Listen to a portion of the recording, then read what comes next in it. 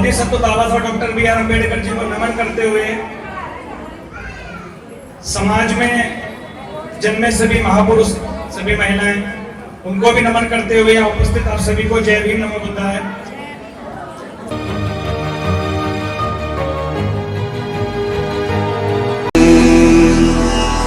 शरणं गच्छामि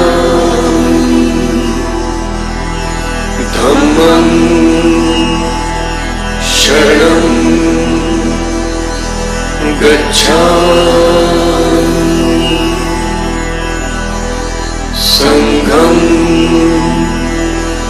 शरणं गच्छामि। साथियों, मैं तो सबसे पहले आपके धैर्य की तारीफ करूंगा कि ये कार्यक्रम 11 बजे से चल रहा है और लगभग 3 बजने वाले हैं। आप इतने समय से बैठे हुए हैं, ये बहुत बड़ी बात है। साथियों, आज जो है भगवान बुद्ध की 2569वीं जो बुद्ध पूर्णिमा मनाई जा रही है,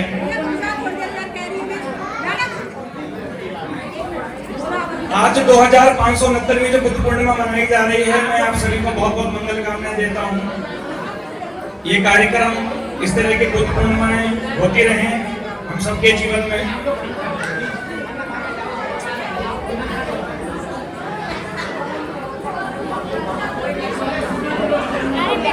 साथी सुनने वाले ना हो ना तो बोलने में कुछ अच्छा नहीं लगता। कोई बात नहीं, नहीं जो सुनना नहीं चाह रहे तो जाने दो, कोई बात नहीं, जबरदस्ती मत करो। आप कंटिन्यू रखें। साथियों, मैं एक प्रैक्टिकली बात आपको बताना चाह रहा हूँ कि हमारे समाज में हम लोग जो कहते हैं ना कि मैं बहुत कुछ करना चाहता हूँ, बहुत कुछ करना की सोचता हूँ, लेकिन मेरे परिवार के लोग नहीं करने देते। मेरी पत्नी नहीं मानती, मेरी बेटी नहीं मानती, मेरा बेटा नहीं मानता। मैं उसको एक छोटा सा उदाहरण आपको दे रहा हूँ, उसका एक तरीका आपको बता रहा हूँ, एग्जांपल दे रहा हूँ जो मेरी खुद की आप बीती है। मैं सुनी हुई नहीं बताता, अपने ऊपर जो प्रैक्टिकल मैंने किया हुआ है मैं उसके ऊपर बात करता हूँ। आप लोग बैठ जाइए और जो नहीं बैठ सकते हैं प्लीज शोर ना मचाएं। अच्छा नहीं लगता कोई व्यक्ति वहाँ से आए हैं और हम लोग शोर मचाए जा रहे हैं। नहीं, हमें लगता है हम चुपचाप जा सकते हैं अपनी जगह से उठ के, लेकिन सुनना है तो प्लीज बैठे रहें। साथियों, मेरे भी परिवार की मैं अपनी बात कर रहा हूँ। मेरे परिवार में भी यही सब होता था कि मैं कुछ अलग विचारधारा का था, मैं बुद्धिस्ट विचारधारा का था। और मेरे परिवार में मेरे पिताजी, मेरी मम्मी और मेरी वाइफ वो इस लाइन में नहीं थी। वो कट्टर हिंदूवादी जिसे कहते हैं उस विचारधारा के थे। लेकिन मैंने प्रयास किया किया। मेरे गुरु आदरणीय श्रद्धेय भीम सिंह गौर जी, आपने सुना होगा, मंडावली में रहते थे, अब उस दुनिया में नहीं है। मैंने उनसे एक प्रेरणा ली। उन्होंने मुझे एक बात बताई थी कि आप एक हथौड़ा ले लो और हथौड़ा लेकर के आप दीवार पे चोट मारते रहो।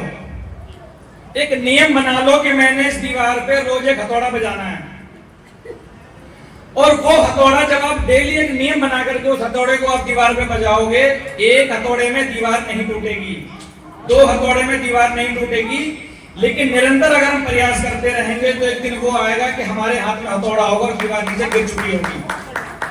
वो हथौड़ा मैंने अपने परिवार में बजाया।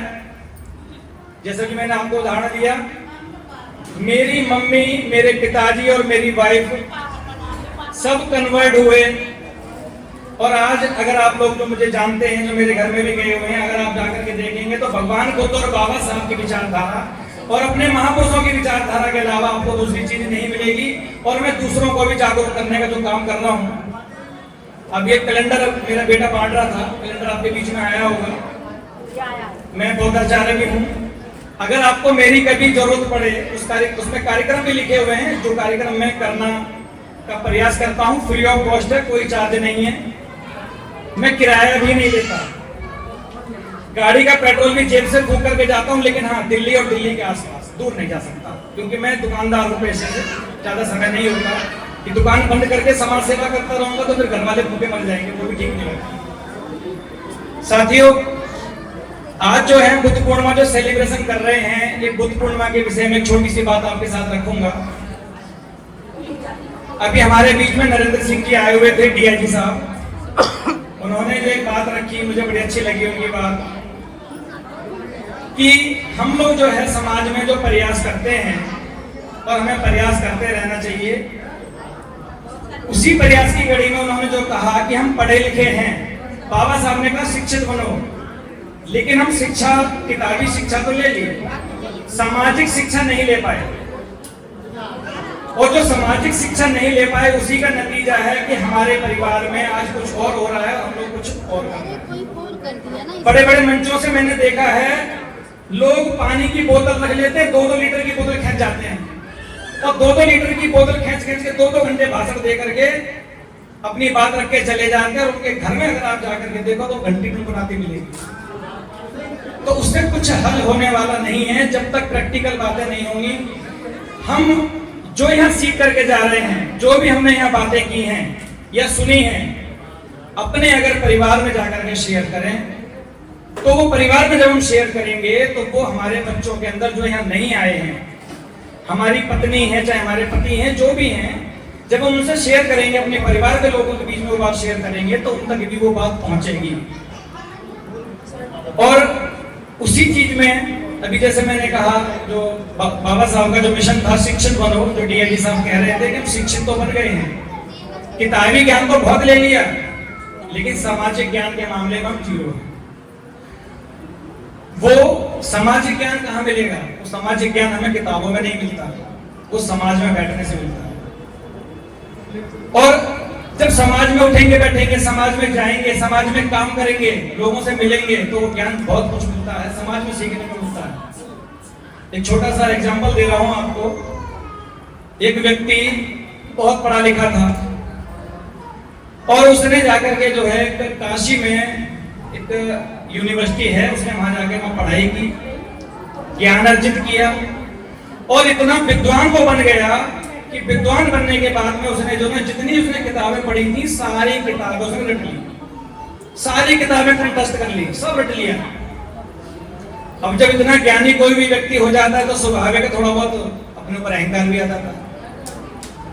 वो अहंकार से ग्रस्त होकर के जब उसके मन में आ गया कि हाँ मुझे बहुत कुछ आ गया, अब कुछ सीखने की जरूरत नहीं है, किताबी ज्ञान बहुत अर्जित कर लिया,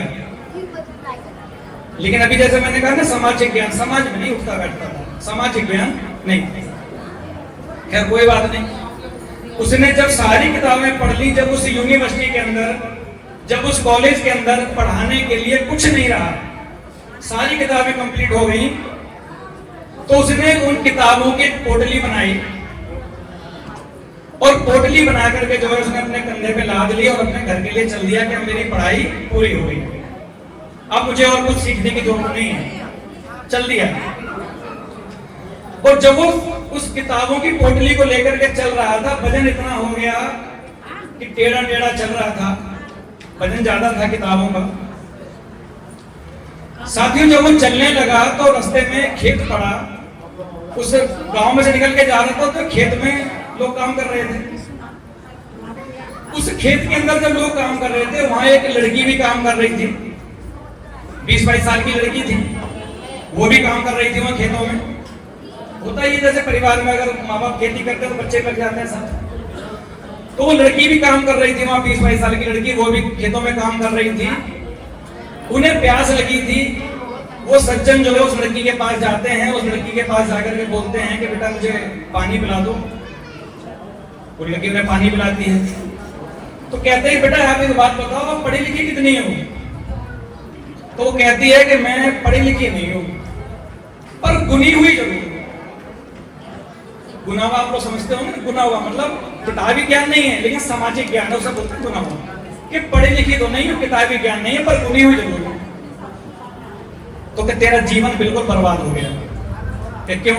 क्योंकि तू पढ़ी लिखी तो है ही नहीं। जो पढ़ा लिखा होता है, जिसके पास शिक्षित ज्ञान होता है, शिक्षा का ज्ञान होता है, किताबी ज्ञान होता है, वही सब कुछ है।